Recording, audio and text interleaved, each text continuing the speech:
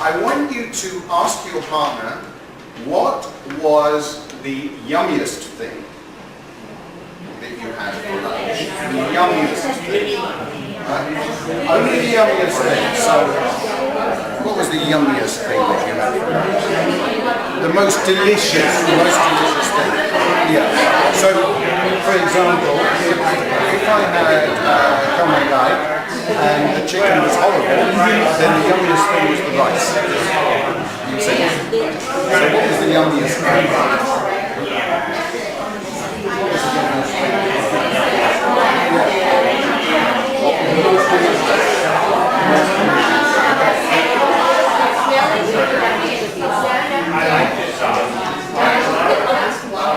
Yes.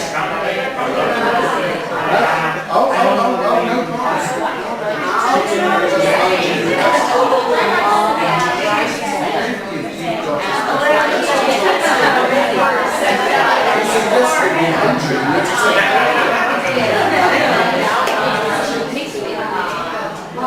Okay.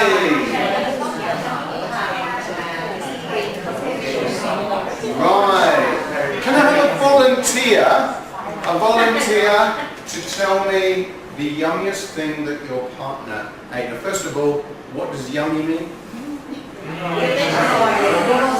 What does it mean in English, please? Delicious. So the question was, what was the most delicious thing that you had for lunch? Right? Now, my lunch, I had some things with rice, and the things that I had were yucky. So the rice was the most delicious thing. That was the yummiest thing that I had, because rice is always good in Thailand. So, what? Can I have a volunteer? You could win a prize. You can win Ohm's watch. She's not messing. Okay, any volunteer? Yeah. Anybody? Volunteer? Yes. I would volunteer, but my partner did not eat lunch. Oh, she didn't eat lunch. Okay. Oh, what was the yummiest thing you had for breakfast? She didn't tell me that. I'm asking her. Look, that is a heavy breakfast. What was the yummiest thing that your partner had? It was called Nam Soy. Yeah, pork skin and rice balls Yes. mixed together. Fish sauce and lime. Fish sauce and lime. Good. What was the yummiest thing that your partners had this morning? For lunch? Bacon. So you had like a full English. I just had not that bacon. Then he's like, I don't know. Yeah, I built cut bacon. I've never heard of that. Yes? Your pick. Okay. Yes, tell us more, yes. Gao Ban Kim. What's that? My partner, my yummiest Explain that. Explain what it is. Chicken and ginger and mushroom Okay. mixed together Good. with oil. Okay. Very sounds very yummy indeed. Now, I have a question for you. We've already done 2 activities. Right? One of them involved changing where you sit. And the second one, I asked you a question. I asked you to ask your partner what was the yummiest thing that you ate for lunch. Now, why? Can anyone explain what was the purpose of the 2 activities because they're connected? getting us to engage. Right. Why did both of them help you to engage? To encourage the student to talk. Why? Very good. I will give you a prize. I've got Ohm's watch. Why are they communicative activities? This is my question. Anyone? Yes? Find something in common with each other. Why is it important to move you around? Makes us Why? get us out of our comfort area. That's one reason. Okay? But sometimes getting your students out of their comfort area can be counterproductive for it. So what you need to do is, if you do it often, so that they know that they will be coming back to their friends. Alright? But it's important, if you want your students to communicate. Now, I said I'll make this as relevant as I can to everybody. If you're teaching reading and writing, just like listening and speaking, your students need a reason to communicate. Now, what often happens in classes the world over is that the teacher says, open your book, page 51, read and answer the questions, or listen and answer the questions. Right? Why? Why? Why would you ever do that? Did you ever go home and your partner says, read the newspaper, watch television? It's absurd, and yet this is what we tell our students to do. And deep down it doesn't work. Yeah. So one reason that I mix you up is because if one student asks another, what did you do at the weekend? Or what did you eat for lunch? And he said, you know what I ate for lunch? I'm your brother. You sat with me. Yeah, we did everything together. We have the same mother. We wear the same clothes. Yeah, it's absurd. Yeah, it's like in this school, everybody has a school uniform. So what are you wearing? Yeah, it's crazy. So the second activity, when I said what is the youngest thing you ate, is different from saying what did you eat for lunch, because everybody has a different answer. Right? I know this might seem obvious, but in my opinion, teachers are very, very busy people. I know this because I was a teacher for a long time. It's a stressful job, right? But one way of making it less stressful is to step back 5 minutes, look at what you're going to do, look at what's in the book, and think, okay, how could I make this a little bit communicative? How can I give them a reason to talk? Right? And just by changing position could be one thing. Changing the question from what did you eat for lunch to what was the youngest thing you ate for lunch means there is an information gap. It means that no two students will have the same answer. Another thing we did was by mixing you together, because we have Thai and foreign students, foreign teachers. Some of the foreign teachers have not been in Thailand for long. So you had to explain to them what it was you meant. You couldn't just say it in Thai. Yeah. Okay. The third activity we're going to do is to find out about me. Right? Why? Because I like people talking about me. I'm very egotistic. Okay? So, we are going... Technical problems, it means that I have to keep turning around. Okay. We're going to listen to a short paragraph about me. Now, we could just as well make this a reading activity, but since we're focusing on listening and speaking, we're going to make it into a listening activity. I want you to look at the numbers that I show you and predict how they are related to the text. In other words, what is the connection between the numbers and me? And then, well, you won't see the text yet. You will listen to me reading the text to find out if you were correct. So, here are the numbers. So I want you just to discuss for a minute with your partner what you think they mean. So, for example, if you think I have 25 children, so I think David has 25 children, yeah, and 20 wives, right? Whatever you think. Yeah? Okay. So, right. Okay. So, with your partner, try to predict what you think the numbers are. Up to you if you write it down. How much is the watch worth?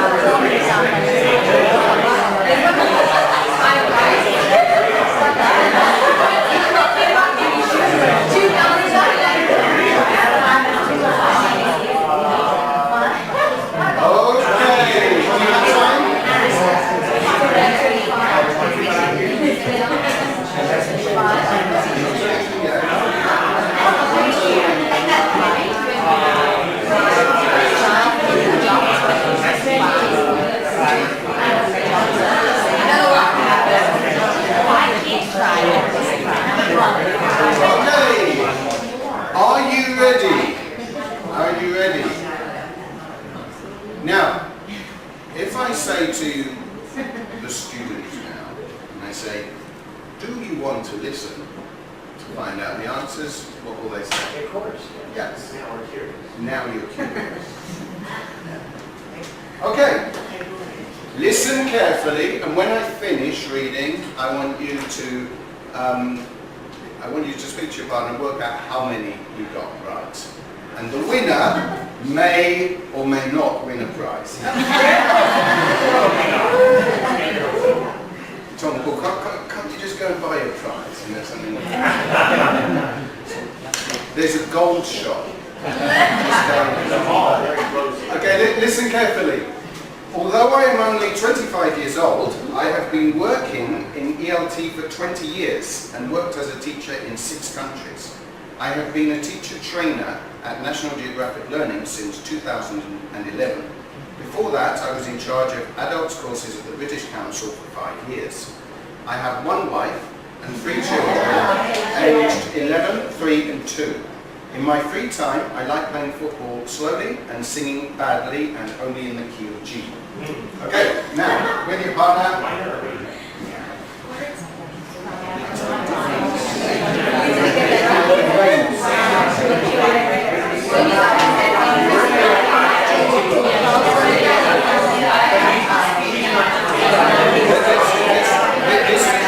This lady has no friends.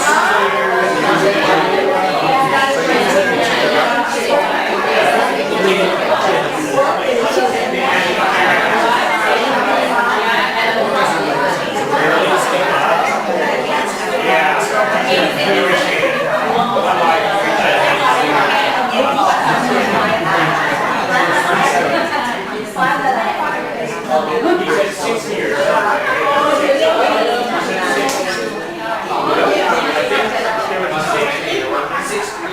6 countries, yeah. But that's Countries. Something, yeah. It's called a distractor. Yeah, okay. Anyone who has done an IELTS or TOEFL listening test will know about distractors. Okay, so this was the text. So,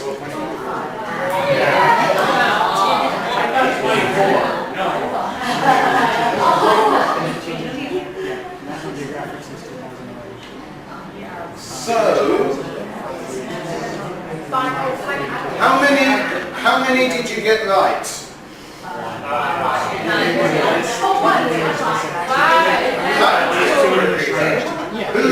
Who got 6? So obviously I know you from a past life or something, yeah? Okay. That's incredible. How did you get 6? well, teamwork. She got she got some of the details that I didn't get, but I got the basics. Right. They're smart people. You have to be careful. You know, like sometimes in a class you have a couple of really smart ones. You think, how can I separate them? They'll just be getting all the answers. Okay. We're going to continue this activity, and then we're going to look at what we did and why. Okay. So the next part. Oh, sorry, this is me. I'm the one. I'm not the one on the left. The one on the left looks like me, but I'm the one that looks a little bit older. Right. So it's just to show I'm not lying. It's true. Okay. Now what I want you to do is, using the numbers you've talked about, compare yourself to me and tell your partner. So, for example, you might say, this lady, she might say, David has 1 wife, but I have 3 husbands. This lady, she might say, oh, well, you can also talk about hobbies. So she might say, oh, David plays football very slowly, but I play football very fast. So she's Messi and I'm Zidane. Yeah? So can you look at the at the numbers again and compare yourself. Find one similarity, one difference, and tell your partner. I'm going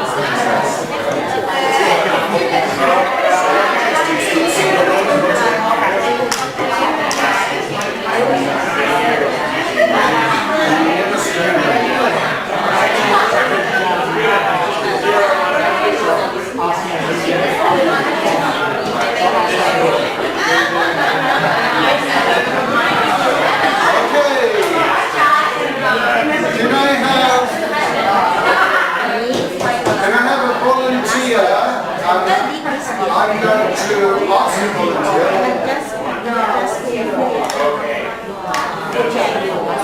Right. Could you, somebody, I want a volunteer to tell me what they learned about their partner. What did you learn about your partner? Something that you didn't know before. Can you tell me? What did you learn? Excuse me, ladies and gentlemen. Someone in the class is trying to speak and I can't hear. Yes. She's 24, I'm 25. So yeah. I don't know, we always have a figure. Just this much. Sorry. Okay. Can you tell me something that you learned about your partner? I have been teaching here for 34 years. Oh, that's about you or about your partner? Okay. You've been working here for 23 years, you've been working here 34 years. Wow. Older than me. Right. What did you learn about one of your partners? She has only 1 year experience as a teacher. Oh, so she's like a baby teacher. Yeah. Okay. What did you learn about your partner? Just one husband. Are you thinking of upgrading or? My wife is always thinking of upgrading. There's nothing left in the shop. Excuse me, what is the word that we call geek? What is the word?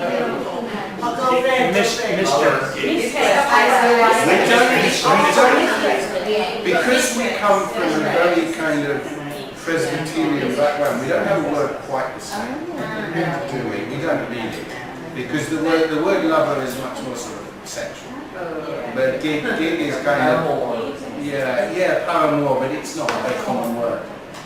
So it's one of those cases. I remember when I learned to speak Spanish, so I can speak Spanish fluently. Unfortunately, my Thai is not the same. But one thing I've noticed that both languages, there is less vocabulary in Thai than English, but the way you use it is wonderful. Because every word is very expressive depending on how it's used. And so it's a good example. It has a certain meaning, and to explain it in English you probably need a whole sentence. What were you going to say? I was going to say mistress. Yeah, and it's not the same. Yeah, it has different connotations. So, but anyway, we can go into that. This is the kind of conversation that with a very good class, and if you're teaching Pathways Level 4, they must be pretty good. It's the kind of thing you can have conversations about. What are the connotations of different words and different expressions. So, was the purpose of that last activity? What did we do? It's all gone quiet. Okay. What was the first thing we did? Looked at numbers. Why?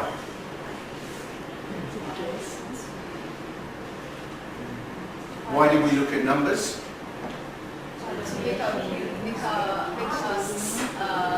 Curious. To make your students curious. Now, one thing I often hear about from teachers when using a book like Pathways, and as a publisher, we use a lot of National Geographic material, and they say, oh, my students are not interested in that. Your students can be interested in anything. They're young. They don't know what you know, right? But they can, curiosity has to be stimulated by something, If you never see anything of the world, of course you won't be curious about what's out there because you don't know there's anything out there, yeah? So, just looking at numbers was a way to give you a reason to look at the text, a way to make you interested in me, because you might look at me and say, oh God, it's boring. But then you look at the numbers and you think, oh, I wonder, and then you have a reason to look. So,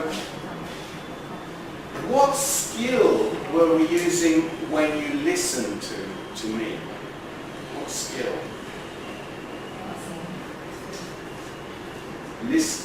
Listening for what? Scanning. It's like scanning. It's like, if we were just looking at the text, we would be scan reading. So for the teachers that are teaching reading, one tip I always give is close the book. Right? So make them want to read, then give them 30 seconds to read, and then close it again. Right? But it's great because it trains them to look for that information. With listening, you don't have this problem. Right? With listening, you just let them listen and then say, okay, were you right? Were you wrong? What did you learn? And we were listening for information. One thing that I've noticed with Pathways, which is a criticism I have of a lot of books, not Pathways, is that you are often asked to listen and read. Is this natural? Is this something you normally do? When you listen while reading. Yeah. I mean, when you read the newspaper in Thailand, does someone read it to you? No. Yeah? No, not unless you cannot read it. So, one thing I like to do is, okay, you have the audio script and you have the text, separate them. Yeah? And by separating those two skills, they have a reason to want to read it again. If you read and listen, and then you say, oh, do you want to do it again? No. Why would you? Right? And so you're not really exploiting the text in the same way. So what we did was I said, listen to me, right? And most of you got most of it, but most of you didn't get all of it until you had the chance to read it as well. Right? But I think it is important with listening to focus on the listening skill first. Same with reading. If you want to focus on reading skills, focus on that first. So, what did we do? We predicted. Prediction is important because we do it naturally. As I said, you never go online or read the newspaper or listen to the radio or TV without a reason. Yeah? If you are not interested in football, say, you have no reason to turn on the TV and watch football. Now, if I want you to have an interest, then I need to work on your curiosity. We might go into the history of football. Why is it, or what the social implications of a game that is played all over the world, yeah? Then you have a curiosity, you have a reason to read. Right? But I can't expect you to have the same interest as me. Okay? So we're listening for information. I was using numbers as a way to do that. I could use words, I could use pictures. And Pathways is full of great images, as we'll see.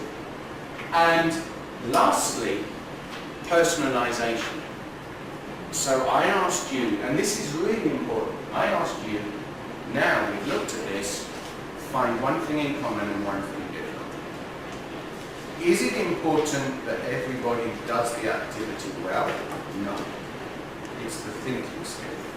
Because by doing that, you are processing the text in a deeper way. All right? So by looking at me, by looking at yourself, you're going to remember more about me.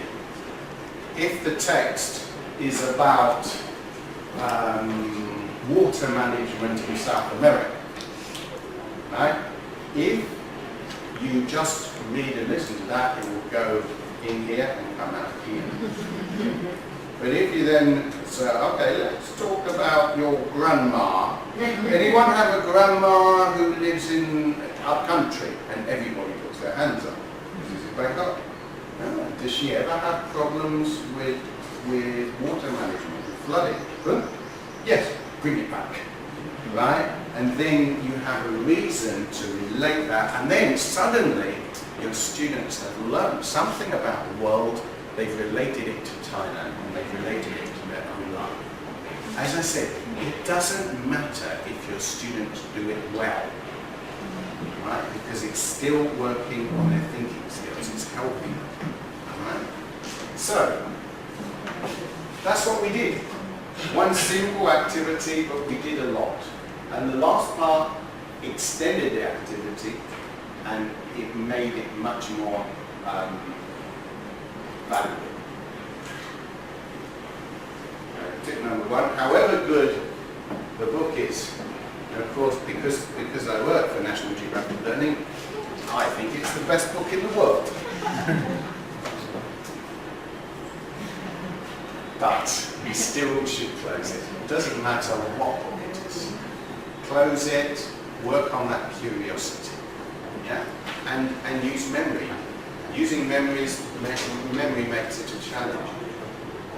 I remember, I don't know if people in the room are the same as me. Although I grew up at the beginning of video games and computer games, I was, what are 21st century skills? I think this applies to any class. Think of anything beginning with C.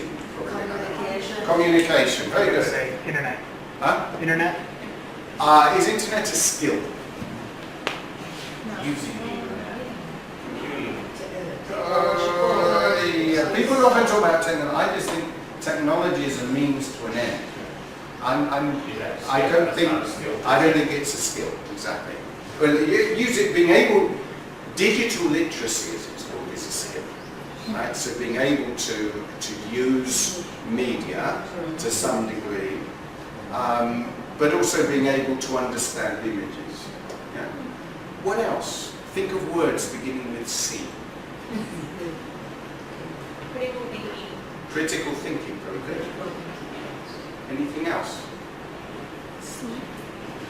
Think of ASEAN. Do you, as teachers, do you have to speak to the parents of your children? No. So it's useful to always come back to this, because your parents, your students' parents, are going to ask you, why are my students doing this when we need to do the ONET exam or whatever it is?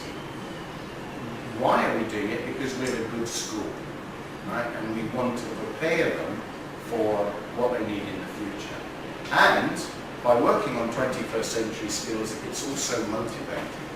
21st century skills are, well, I haven't put them down here, but critical thinking, communication, collaboration, working together. So whenever I say, work it out with your partner, yeah? ASEAN, what ASEAN means is similar to what has happened in Europe over the last 20 years. people still speak Spanish, they still speak German, they still speak French. But in companies, they work across borders to solve problems, just as they're beginning to do now in Asia. And the cross-border language is English. So you need to solve problems in English. Right? Job interviews. If you go for a job interview, it could be a Thai company, could be a Singaporean company. If the job is at a certain level, the question will not be, do you speak English? Right? That's the old question. Do you speak English? Yes, I do. Do you have a piece of paper? Yes. Here's the piece of paper. Thank you. Next question. And the interview's in Thai. Right? But the interview increasingly is, here's a problem. How would you solve it? Tell me in English. Right? So, problem solving skills and thinking skills, critical thinking. Yeah? And as we say, sort of thinking outside the box. If you give your students lateral thinking questions and you ask them to work them out in English, it's a great activity. Keep thinking of the buttons already in the wrong place. Pathways uses images to great effect. I think this is good because when we think in images. We don't think in text. We think in images. And image can help to arouse curiosity. It can also help to make things real. So with teenagers, one of the problems that teenagers have is when the teacher gives them something that is either cartoon, right, which isn't real, or it's something that's too difficult for them. So when you have the advantage that we have nowadays of using real pictures, real videos of the world, it really, it can create an interest in something that they wouldn't have an interest in otherwise. Yeah. So, okay, 21st century skills. Most of them begin with C, so it's easy. Yeah. Visual literacy. Don't assume that your students are any better than you are with understanding diagrams and so on. Are you all familiar with the IELTS exam? Right? You know it's become, now it's accepted at all United States universities as well as British, Australian. Why is it? Yes. Why is it popular? Because it tests visual literacy, it tests critical thinking. Right? So that's, if you ask me, the single, and it's a test of communication more than anything. Yeah? So visual literacy means looking at, if someone gives you information in the form of a diagram or a graph, or that you can understand it. Now the interesting thing is, in my opinion, it's not something that teenagers necessarily are good at. It's something that sometimes you become born with. People who become architects, but we can help people, we can train them. And the fact is, with digital technology, more and more information is presented this way. When you open a newspaper today, a Time newspaper, if you have an informative article, it's not just text. It's text with images, text with diagrams. Yeah? So we need it. Now, what's the problem in Thailand with visual literacy? Well, anybody, have you ever got a taxi in Thailand and shown the taxi driver a map? Have you ever done that? What happens if you show the taxi driver a map? He doesn't like, well, he puts it on the seat. He ignores it. Yeah? Thailand is a very interesting country. The taxi drivers can speak English better than the Minister of Education. However, the taxi drivers cannot read maps. Right? They know Why? the city in here. They know that they do, but they never had to learn any visual literacy at school. So as I say, this is something that is missing in the Thai education system. You know, so work on it. Work on it in the classes. They need it. The last one, creativity. If you don't have creativity, how are you going to do the jobs of the future when we don't even know what those jobs are? Right? You have to think creatively.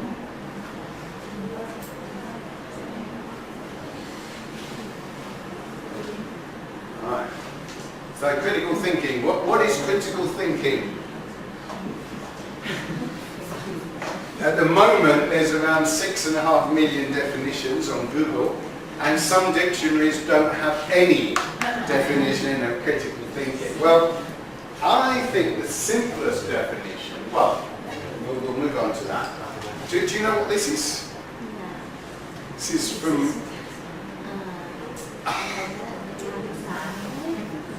Bloom's taxonomy. Yeah? Actually, it's a reinterpretation of Bloom's taxonomy applied particularly to teaching. And what I think is interesting about it is it's a useful thing. You can put it on the wall of your classroom. Yeah. Most traditional teaching goes here and stops. Right? I had problems at school when I loved history, right? And I got an A grade in my O-level history because I had to learn things. This happened in this year, this happened in this year, this happened in this year.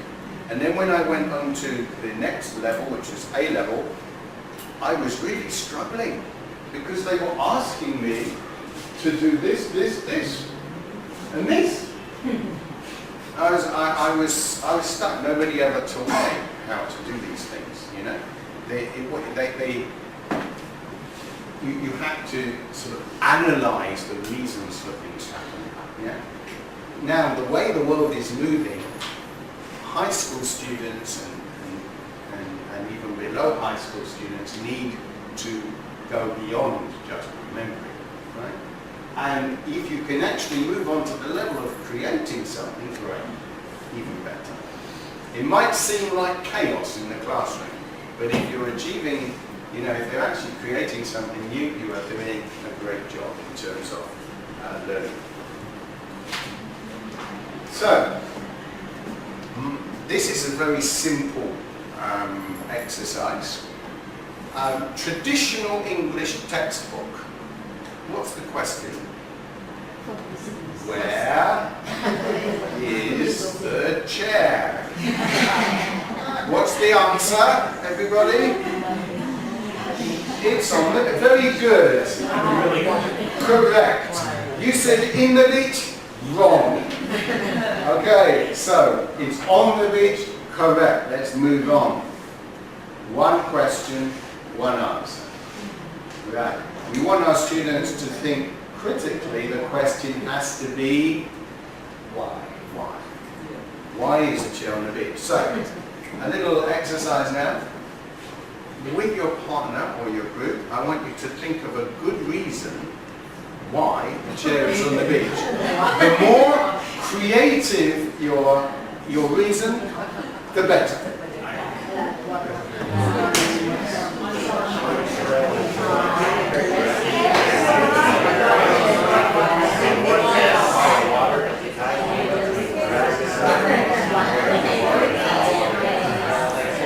Use your imagination.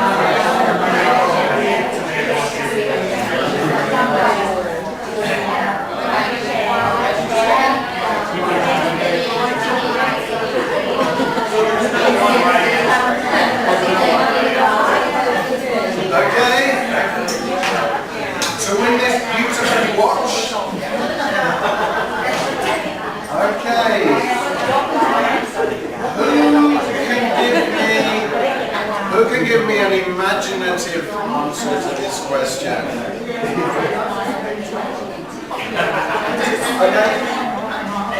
Okay, children. My answer is a golden answer. Go on. Photoshop. Incorrect. Right, but actually, I can't say incorrect. Okay. Right, there's an explanation. Okay. So your explanation is it's not really on the beach. That your teacher's photoshopped it. The reason why it's incorrect is that your teacher is a technological dinosaur. So I wouldn't know how to Photoshop it. Okay, another one. Yeah. Lovely, I like that one. The chair is waiting for somebody. Maybe the chair was sitting in a restaurant and got bored, so decided to go to the beach. Yeah, I like that one. Go on. My first inclination, there was a party there on the beach the night before. The seat was way down by the tide level. They dragged it up when the tide started coming out. This is a man shaped by logic. Yeah. In another life, you would be an accountant. Well, thank you. Yeah. No, the world needs accountants. Anyone else? This group? No, this group. Yes. Yes. He told me that a mermaid sit on a chair. Wow. You win Owen's watch then. Yeah. I'll tell you what. That's my reason. The chair belongs to a mermaid. She comes out of the ocean, Yeah. sits down, puts her human clothes on, Yeah. goes out on the town, comes back, sits down, changes, walks back. Okay. Now, I tell you what.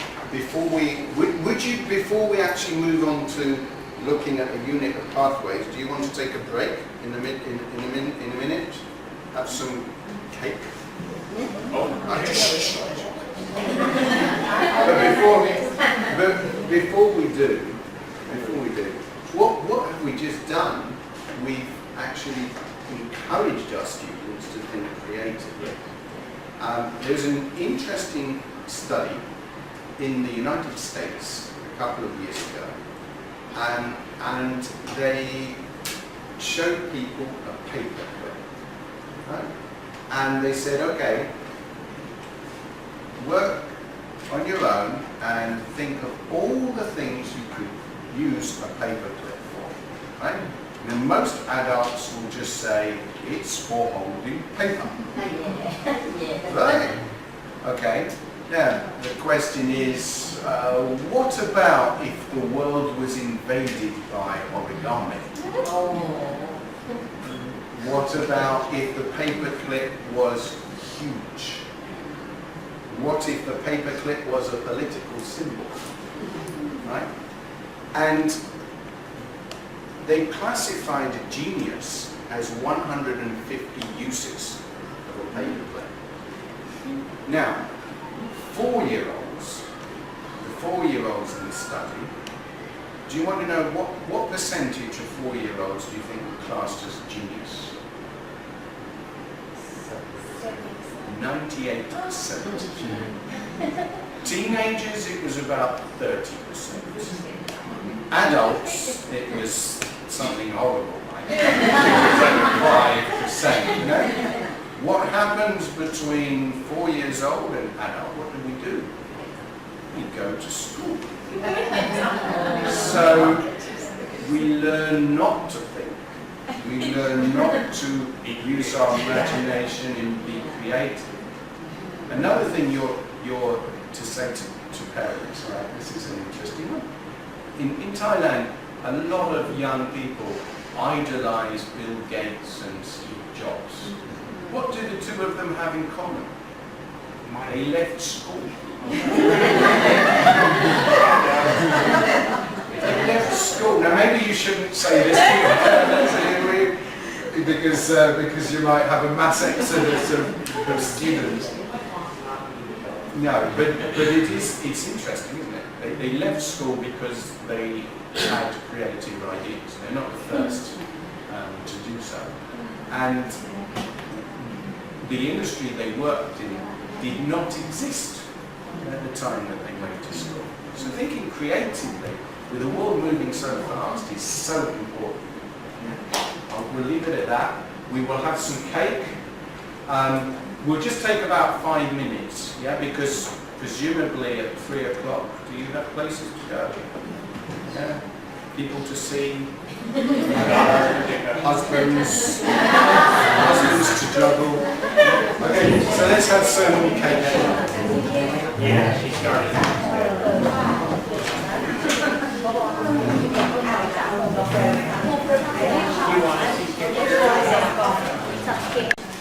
And so I work through a unit. The problem with that is a unit of pathways is very long.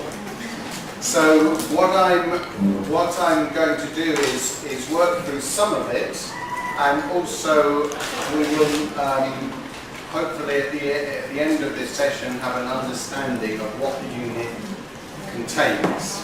All right, so that, and some ideas of how to work with it. So. Right? Okay. Ooh, right here. Okay. When you on your own, I want you to look at this picture for 10 seconds, and then think what is your reaction. Tell your partner. You have 10 seconds just to look and think, starting from now.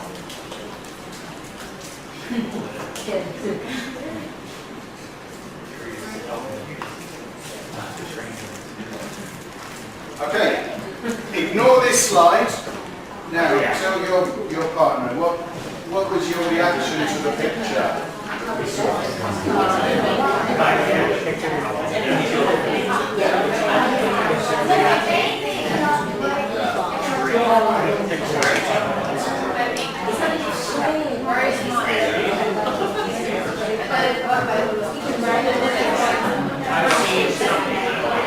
Okay, who can tell me? Bear in mind, with your class, you can take much more time on whatever activities we do. But I need to move you on. So, what was your reaction? It's amazing. Amazing. Okay. Why? I cannot draw a tree like that. But elephant can. An elephant can. Right. Okay. What was your reaction? Well, she gave me her reaction. Right. She said it was interesting and incredible. Interesting, incredible. What was your reaction? She was on the phone. You were on the whole. Bad student. No, okay. I'll ask you a difficult question in the next activity. What was your reaction? Very smart and cute. Anyone else have? Yes? I don't think it's true. It's fake. Question. Yeah, I think probably it's handmade wood. Has anyone here been to Safari World in Bangkok? If you've been to Safari World, you'll see it's true. Really? Yeah. They really do.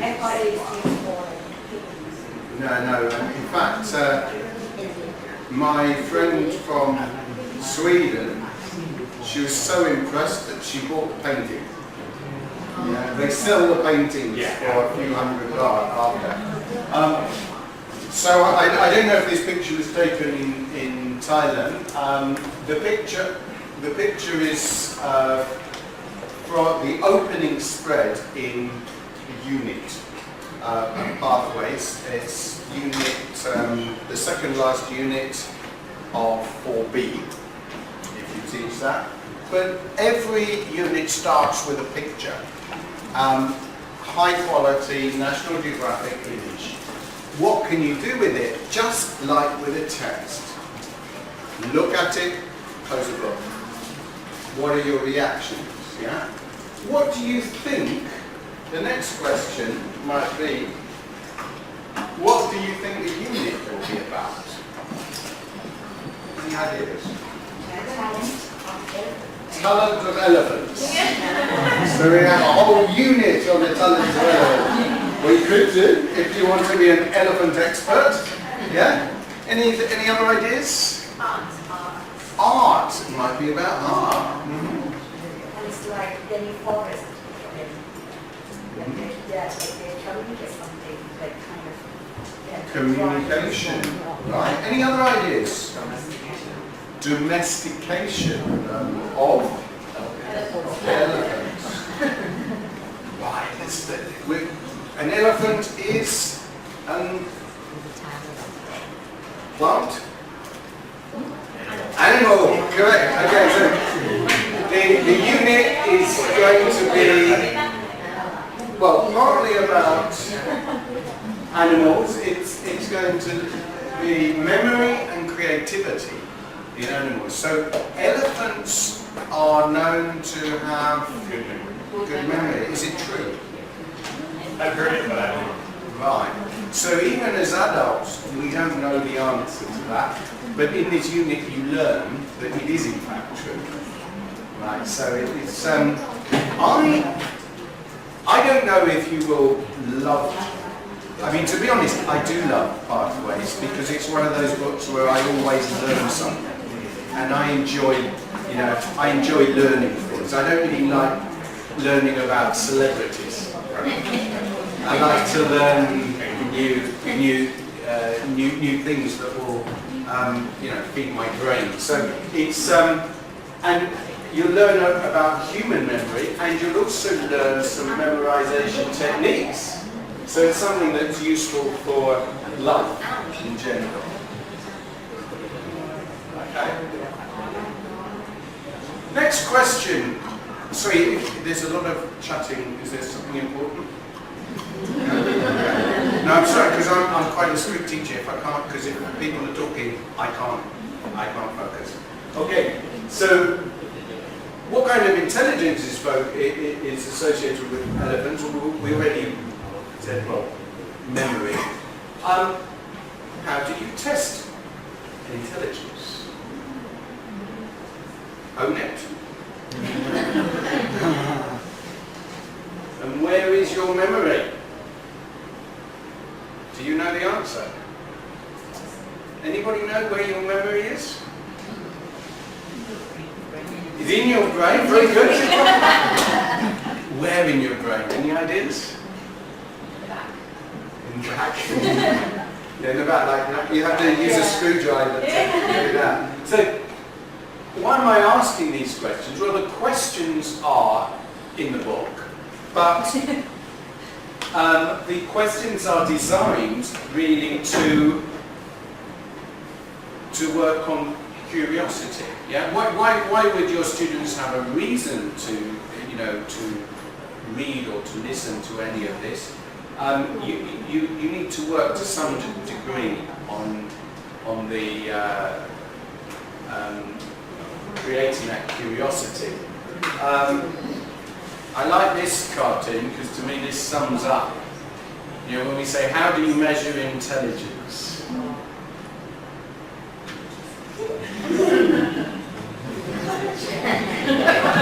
The monkey's happy. The monkey is very happy.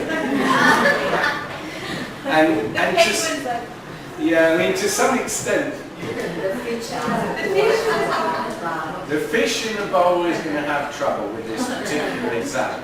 Yeah. So I mean, to some extent, the exams that we insist on using with our students are a bit like this.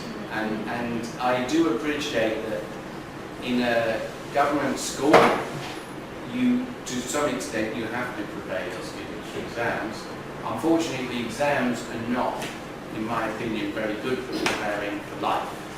Right? It would be much better to have fewer exams and then focus on other things. But anyway, how do we test intelligence? Yeah, we are stuck to some extent with that. With that, not just in Thailand, but all over the world. Now, a useful technique that I like is a very old technique, dictation. But I do it in a different way. So did a lot of old techniques that you use are not always bad. You can, you know, I remember when I was at school and we did dictation in French classes, I found it very useful, right? But I probably would have found it a little bit more useful if it was done in a more natural way. In other words, replicating the way you will listen to things in your life. So, again, with the book closed, I'm going to dictate 3 short paragraphs. You do not need to write them down. In fact, if we do, we'll be here forever. What I'd like you to do is make notes. Right? So make notes, and then between the 3 of you, if you're in a group of 3, try to summarize what I said. Okay? That's all I'm asking you to do. Okay? Are you ready? Are you ready? Yes. Number 1. The human brain is able to hold incredible amounts of information. Scientists believe that most memories are stored in the hippocampus. Number 2. There is no doubt that animals have brains, but are they intelligent? Scientists are researching this subject and have discovered that some animals may be smarter than we think. For example, the giant octopus can use tools, and some canaries can grow new brain cells to learn new songs. Number 3. Alexandra practices her violin for only 45 minutes a day, but can play most of the music from her memory. Okay? So 3 very short paragraphs. See if with your partner you can summarize the meaning of what you heard. Well, summary.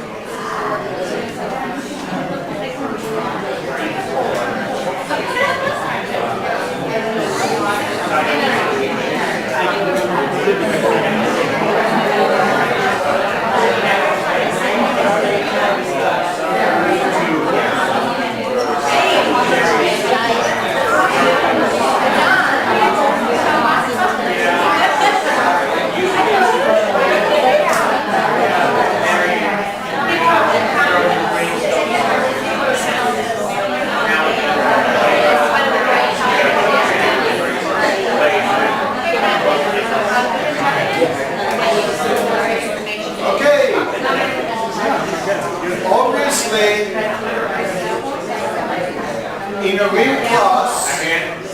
a real class, I will give you more time. I would also give you the chance to tell me what you think you heard. But instead, I'm going to say to you now, well, open the book on a certain page, and you will see this. Right, so what we learned was that, what did we learn about the hippocampus?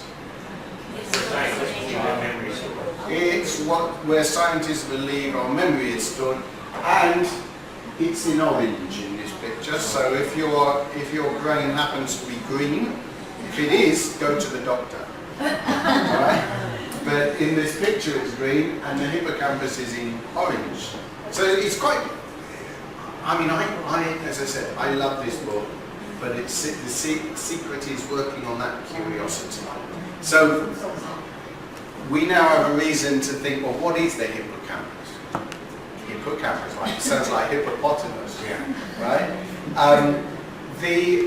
There's a lot of, if you look it up on the internet, there's a lot about teaching teenagers and the hippocampus, because it has some sort of, there's a filter, I think it's called the amygdala, and the filter stops things going into the hippocampus, in teenagers particularly, if it's not relevant. Right.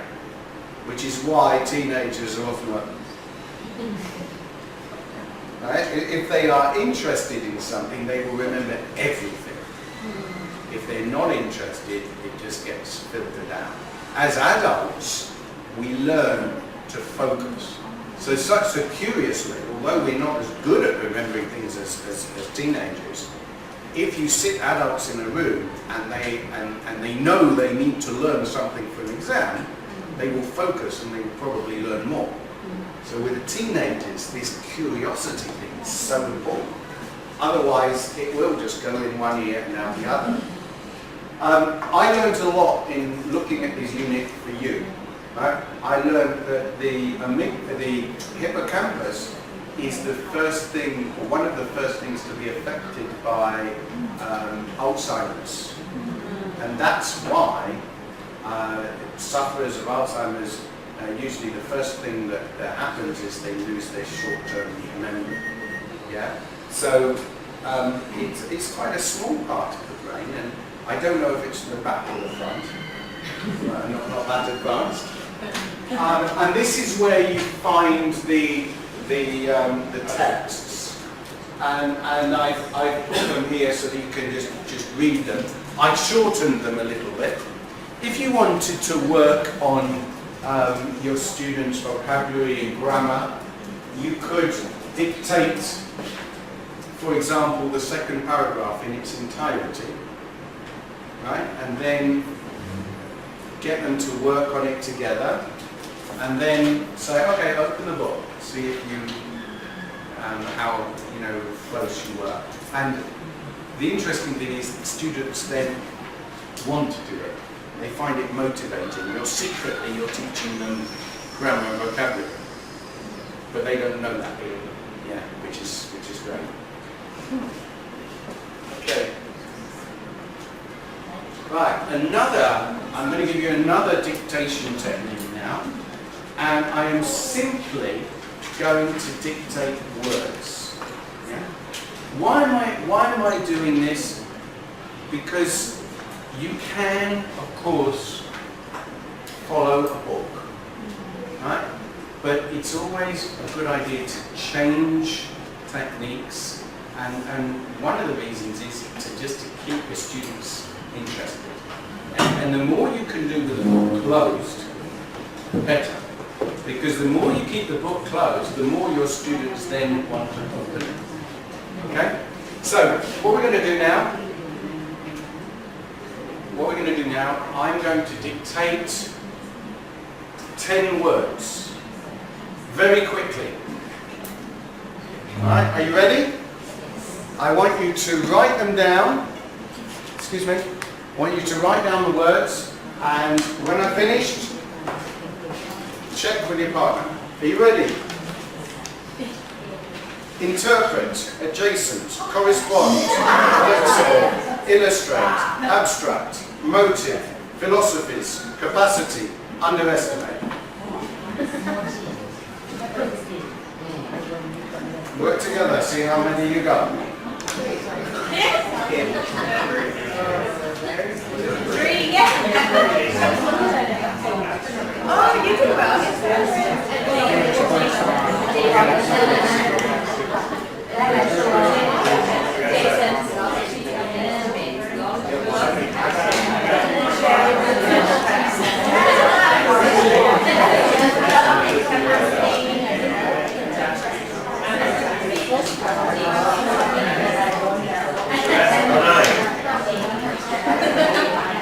Now,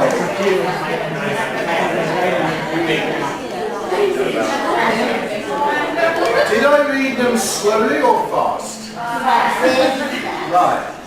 Now, if I say to my students now, do you want to hear them again? Of course. Of course. And then if I say, these words are in the book, would you like to see the words to check? And they'll say, yeah. Now, this is it's such a simple technique. But how many times have you told your students, okay, look at these words, they're going to come up and they're so boring. So what we've done is we've made it challenging just by leading them. And it also means your students will focus on the spelling. Alright?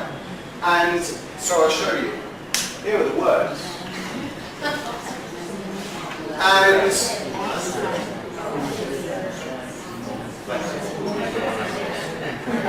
okay. I'm going to give you, are you in groups of 3?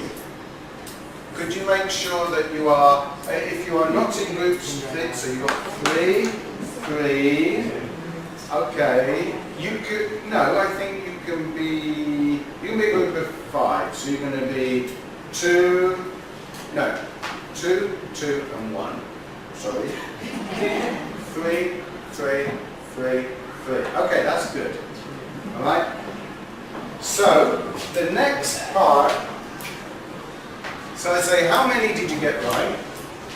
Which ones are verbs? Well, I'm not going to ask you to do that because it's too easy for teachers, I think. Groups of 3. Can you define the verbs? Oh, you do need to know the verbs. So the verbs, which ones are verbs? Interpret, correspond, illustrate, abstract can be a verb. But I said abstract. So it's not a verb. Yeah? Okay? Underestimate. Okay. So there's... Four verbs. Are there only 4? Okay, so what I want you to do, just to illustrate this activity, in your group of 3, each of you try to define one of those verbs to the group. Right? Don't worry, it doesn't need to be perfect. Right? So just pick a verb and define it. Yeah? So pick a verb, yeah. So and define it. Doesn't matter if it's not perfect.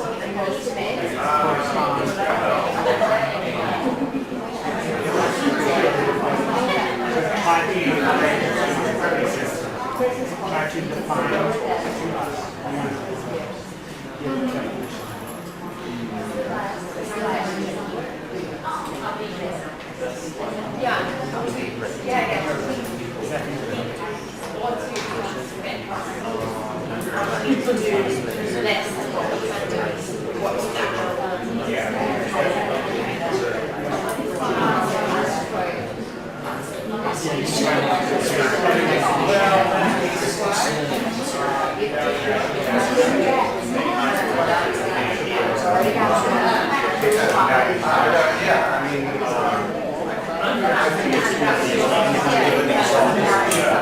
I think you need to give an example.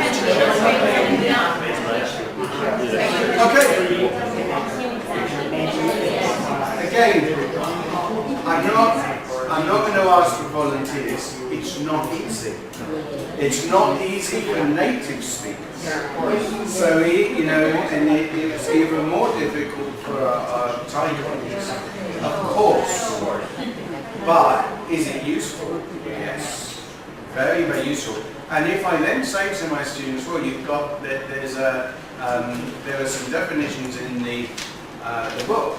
Let's see if the definitions are similar to yours. Again, what would seem a very boring exercise would then, you know, be A little more exciting. yeah, it would be a lot more interesting. But we're not going to do that right now because we're going. So what I often do with books as a teacher, what I used to do was I would always change the order around, which is not easy for some teachers. So you don't have to do it, but I'd say try it sometimes.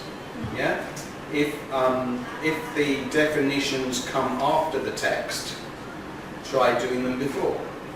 Try dictating the words. Yeah, put some pictures on the wall, whatever. Yeah, just change it around a little bit to make it more motivating.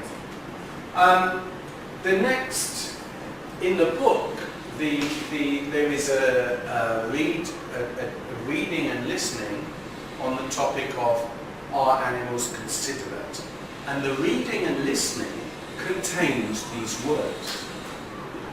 Right? So what I'm going to do to make it more difficult, I don't know if this is going to work actually because of the I wasn't able to use my computer. So, but if it does work, what I want you, the listening is about are animals considerate? Right? In other words, are they sensitive? Do they care about other animals? Do you think they do? You say they do?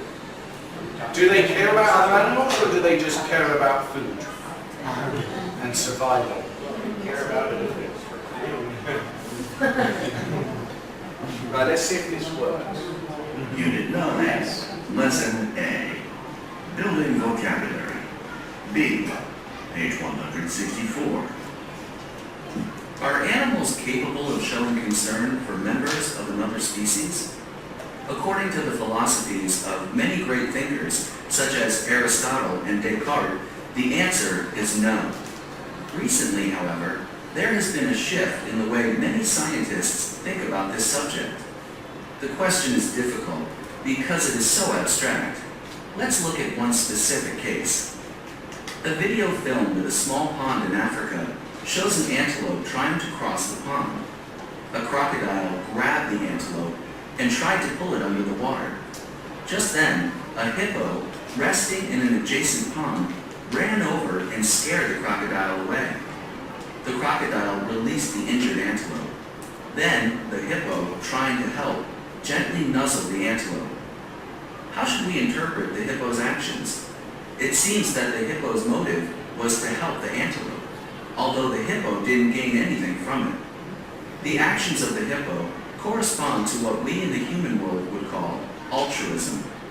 This video raises the question of whether we humans underestimate an animal's capacity to help other animals. This case can also illustrate how complex animal society can be. We should remain flexible and open to the possibility that animals can be altruistic too. Interesting. Now, what I've done again is I've separated the listening skill from the reading skill. Okay? It doesn't matter if your students only understand a little part of it, because they're going to have the opportunity to look at it again. We don't have time today really to do this video as well. I would like more time to give you ideas of how to use video. But for me, the most important thing is give your students a reason to do something, and if possible, a reason to do it again. Because the more times they are exposed to the language, the more they will get out of it. So in this case, I've just done the listening, and then this is the reading. Okay? So this is what we just listened to. And then I would say, let's look at it, put the words in the spaces, and then let's check by listening again and reading. Easy peasy lemon squeezy. Yeah. Whereas doing it the first time wouldn't have been so easy.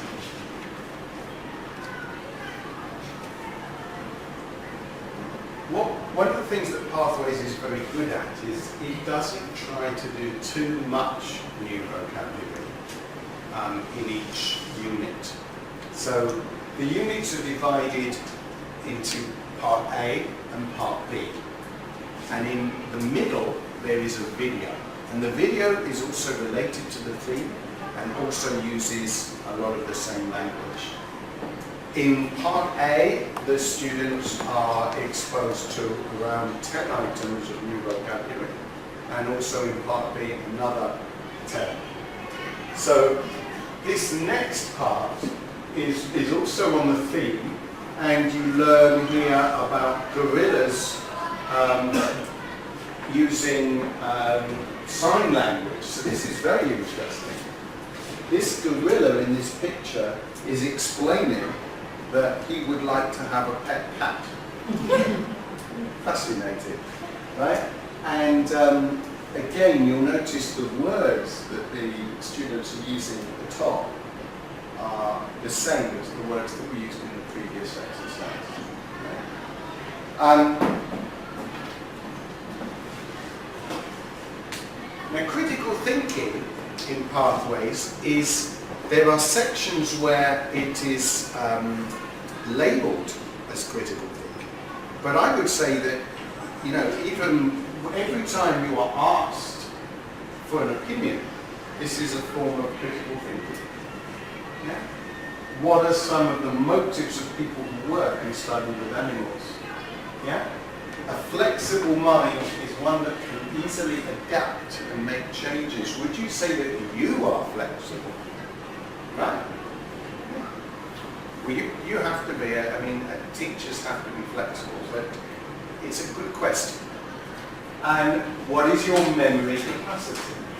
How well are you able to remember names, dates and telephone numbers? This is, you know, talking about yourself. Relate. Here's an example of the critical thinking, a critical thinking section which is labelled as critical thinking.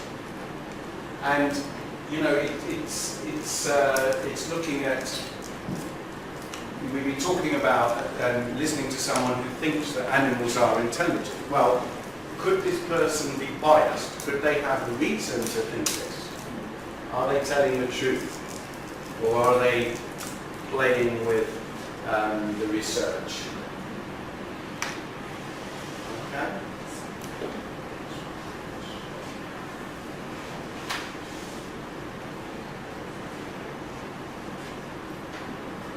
What the book will then do is it will take some of the language that you use during the listening. So in this case, it's enumerating. It's saying, first, we did this. Second, we did this. Lastly, we did this. Yeah? So, and using that kind of language. So they're focusing on that. And then there is a speaking exercise to you completing a task. And this is what we're going to do now. Okay? So an example of collaboration. So what I'd like you to do is student A and student B. Okay? In fact, well, we don't really have time to just do the whole thing. So let's just decide, right? Who is against using animals in the circuses? Put your hands up. Okay? All right? Who is for using animals in the circuses? Okay. Well, I'll say I'm for. Okay? All right? I'm for using animals in circuses. Firstly, I think it is educational for children and for adults to see what animals can do, and it makes them aware and appreciate animals. All right? Secondly, a lot of these animals would be in danger if they were not in circuses. And thirdly, it's good exercise for the animals. Right? So now, the people who are against using animals in circuses, very quickly, I want you to tell your partner why. Think of 3 reasons. Say firstly, secondly, thirdly.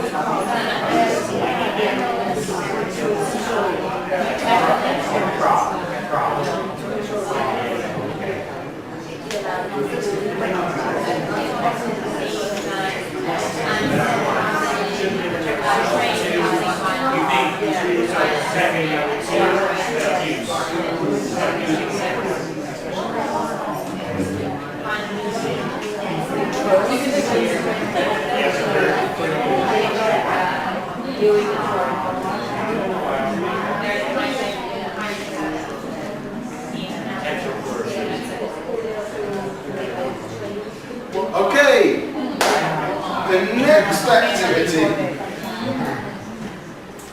next activity, there are 2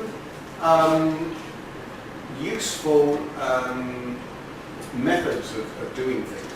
The student A learns ideas of how to memorize information. Student B learns how to change a flat tire.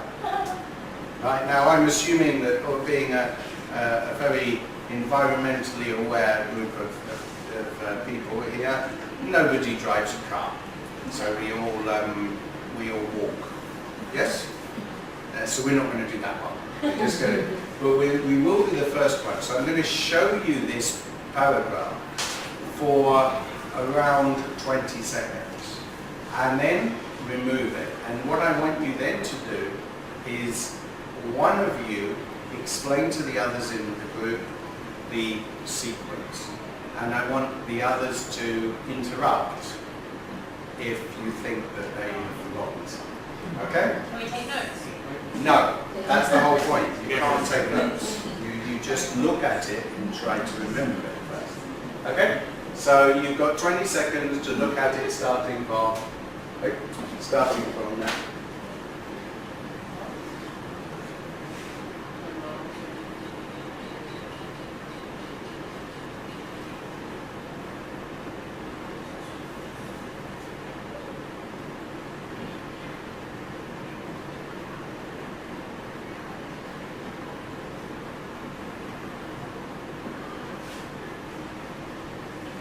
Okay.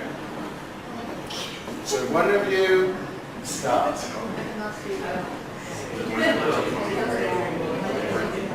Remember, firstly, secondly, thirdly.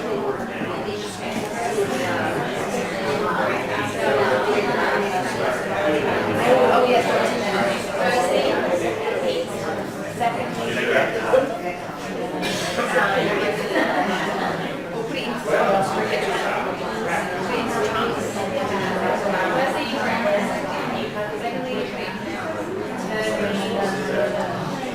Yeah, there was some. Neither. It was the very end. Towards the end.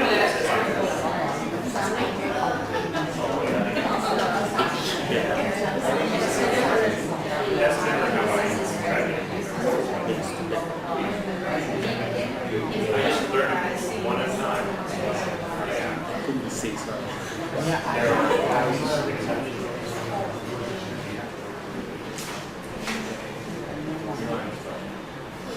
Okay. Did you learn anything useful? Yeah, well, it was a different technique. Okay, so it's useful in itself, this technique, but it also provides input for activities later in the unit. So this is using memory skills to recall information. Some more like activities. I was going to do I put it in, knowing we probably wouldn't have time. We don't have time, we need to look at video. Perhaps after you have been using Pathways for 6 months or a year, I could, if you're interested, I could come and do a workshop just on using videos, because it takes about 2 hours to do a good workshop on video. But some of the basic ideas that we've looked at today, obviously you can use with video as well. So I'm going to jump through this. Okay. Ooh. Right. Okay. And I made a quiz here on pathways, because so I don't expect you to know all the answers, but I will hopefully, by going through these, you will learn a little bit more about how Pathways is organised. 6 skills. Can anybody think of a skill that is worked on? Critical thinking, very good. Huh? Creativity. Right, excellent. Okay, we've got some ideas coming up. Note-taking, because if you've seen, we've looked at that today. Listening strategies. So listening strategies, there are a lot of different types of listening strategies, similar to sort of skimming and scanning. We've done it for reading. We've done a bit of both of that, those today. Reading strategies as well, to some extent, in the listening speaking. Critical thinking, presentation skills. Presentation skills, this is one of the great things about this series. Every unit has a full-page lesson on presentation skills. Incredibly useful and very difficult just to teach without some guidance, in my experience. Where can you find new vocabulary? Well, we did look at some examples of the building vocabulary sections. So what I did was I took the words out of those and dictated them to you. Right? But they are in building vocabulary sections. Do you remember this one? In each unit? Yeah. 10 in part A, 10 in part B. Yeah?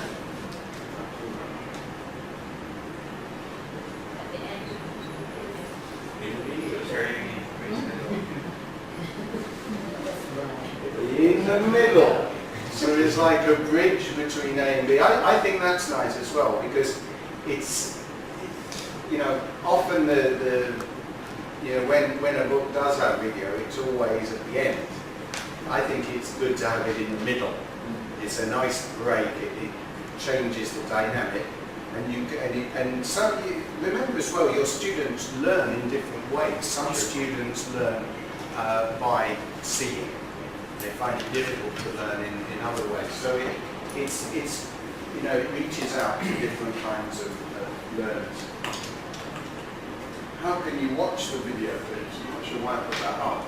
Because you can watch them on the classroom DVD.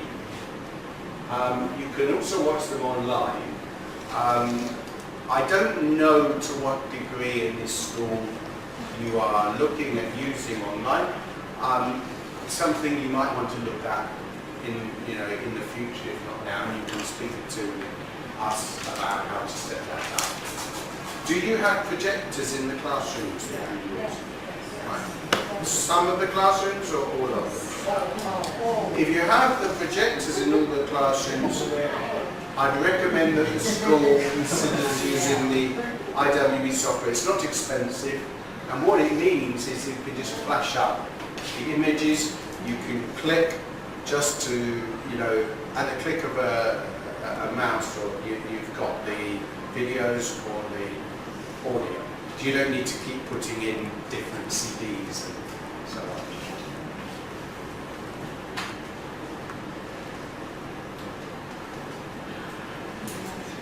I told you this a minute ago. At the end of each unit, a lesson on presentation skills. Oh, this is a difficult one. I'll give you Ohm's watch if you can tell me the answer. Can you guess? No? Keep trying? 20. Keep trying?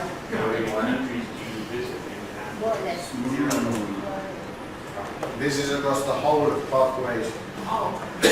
Pathways listening and speaking. You're the closest. You're the closest, yes. Huh? 64. So it's truly a global book. Yeah. Thailand is pretty well represented, but it goes all over the world.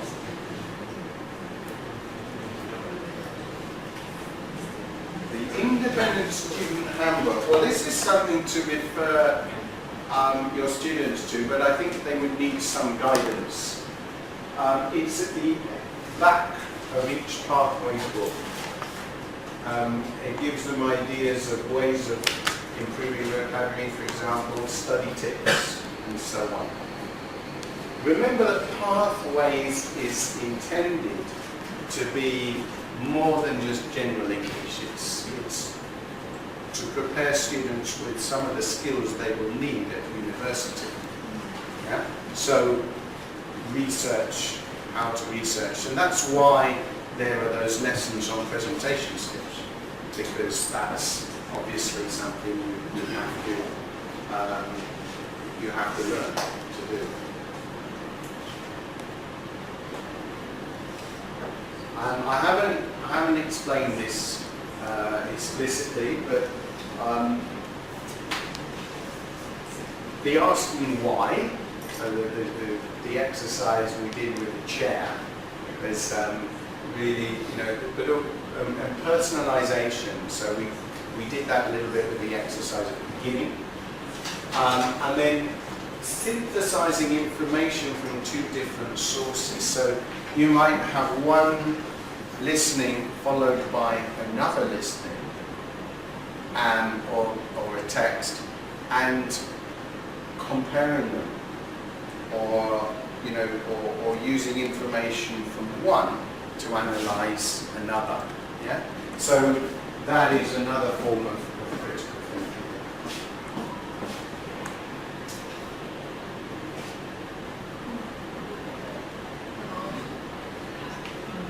Don't get too excited.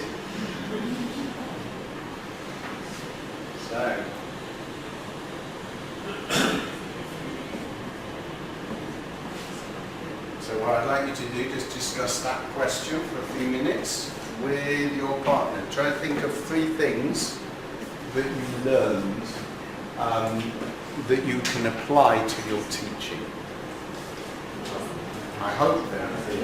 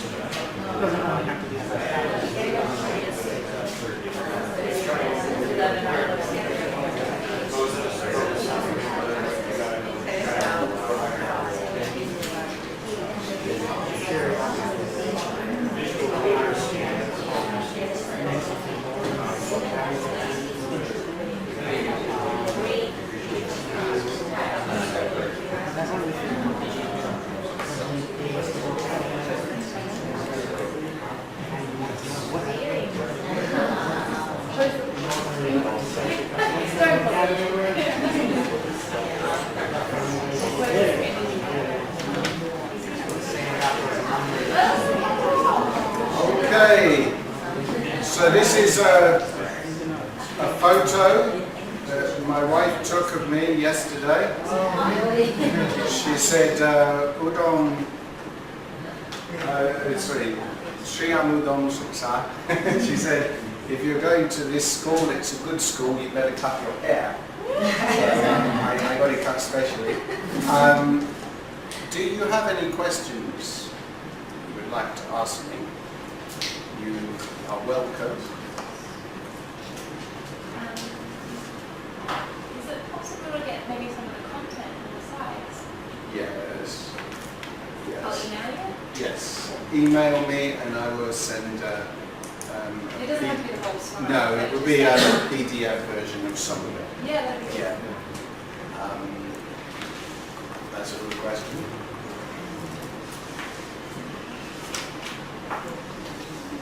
All of these questions, all of these activities are in local time with 40 students. That's another Seeing good it for question. 50 minutes. Yeah. You can't really continue in your speed. I would say it's quality over quantity. If your student, and particularly what the school has decided to do in terms of separating listening, speaking, reading, and writing, I would say the most important part of your class, the aim is to make your students into more confident speakers and more confident listeners. So it's not really a question of how many texts they get through. It's how much you get out of it. You'll also find that every class is a little bit different. It's nice to think that we can plan a lesson and use it, for many classes, but it doesn't always work out like that. I think, I am aware, and I was talking to some of you earlier before we started about how much time you have. But I'd say the way to look at it is think of what you want them to be doing by the end of the class. Right?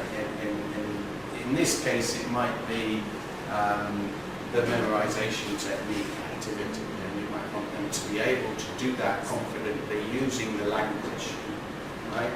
And then think, okay, how are we going to work that?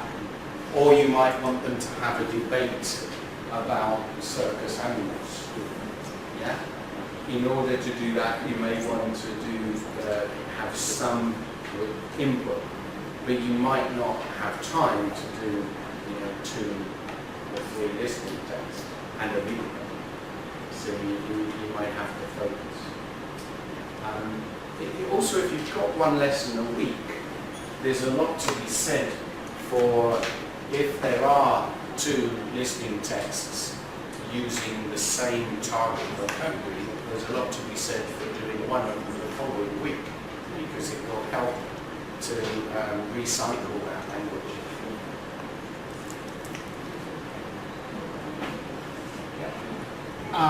Some of the techniques you were showing us today, just curious, are these things you learned from Nat Geo, or things you learned in university, or things just you picked up along the way? No, they're things I learned from teaching. While teaching, that's amazing. I was teaching for 20 odd years. I think that the thing about teaching is that, for me anyway, I went through when I first became a teacher, I thought I was really good. And then when I did a sort of further qualification after about, actually I've been teaching 4 or 5 years, and it made me realise that I wasn't. Or maybe I was to some students, but a lot of the time, students will, and especially in Thailand, I think, they will tend to be respectful, they'll tend to be nice, but the real test is when they walk out of the classroom, are they able to do something that they couldn't do when they walked in, right? And, when you look back to when you were a student, some teachers you thought were nice, but you didn't learn anything. Some teachers you thought were horrible, you did learn. And ideally, the teacher will be nice, but you'll also learn something. And if they're able to come out of the class confidently using 4 or 5 items of vocabulary that they didn't really know before, then that's good. And I think vocabulary, in English especially, is really important. As native speakers, we're often not aware of how important it is. So the Thai teachers here today, a lot of you didn't know the word yummy. You know that now, right? So you walk out, and if you didn't learn anything today, you learned that, right? It's really important in English. The more vocabulary you have, the more confident you are reading, listening, all right? And particularly, and we're always telling students, read, right? But we don't always help them with the tools they need to do that. I'd say as a teacher, you always learn. You learn from experience. I mean, most of these activities, the dictation type activities, for example, are chosen because you can use them really with any class. It doesn't matter how rich the levels are. And you can use it if you don't have a computer or Yeah. I mean, I'm a big believer in, remember when I did it was like a CELTA course. I did it in more than 20 years ago. And it was all about lesson plans. And it drove me crazy. And actually, you don't have to have a lesson plan to be a great teacher. You don't. But what you do, you don't need photocopies. You don't need anything prepared, but you do need not to panic. You need to step back and think, okay, now, so I've been in situations where I had nothing prepared, walked into a class and thought, oh my God, I mean, sometimes I had to cover other teaching classes. So you just say, okay, close the book. I'm going to read out something to you. You can do a dictation anytime. It gives you time to think. It's useful. But if you panic, you won't think of that ability. Yeah. So, no, I really think, you know, a lot of people who have never been teachers, they don't understand why teaching is stressful. They say, oh, teachers have long holidays. Right. Yeah, okay, you have long holidays, but what about the rest of the year? Why do teachers go crazy? It's not easy to be on stage 5 times a day, you know, and sometimes the students don't want to learn. So stepping back and thinking, how can I actually make them want to learn is useful. You have to be very creative. The more creative you are, the better. But I mean, there are different types of teachers. Sure. Yeah. There are as many ways of doing a good class as there are bringing up children. Anything else? Okay. Well, thank you very, very much.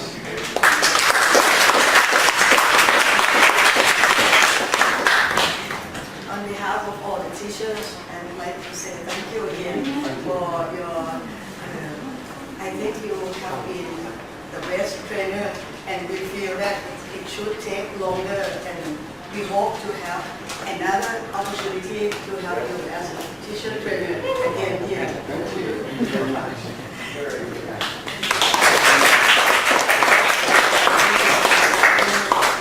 Okay. It's interesting because Tom Poole over there, he told me, oh, this school is very famous. And so I actually looked you up today on Wikipedia. There is a lot about this school. You are truly famous. And founded in 1938. Yeah.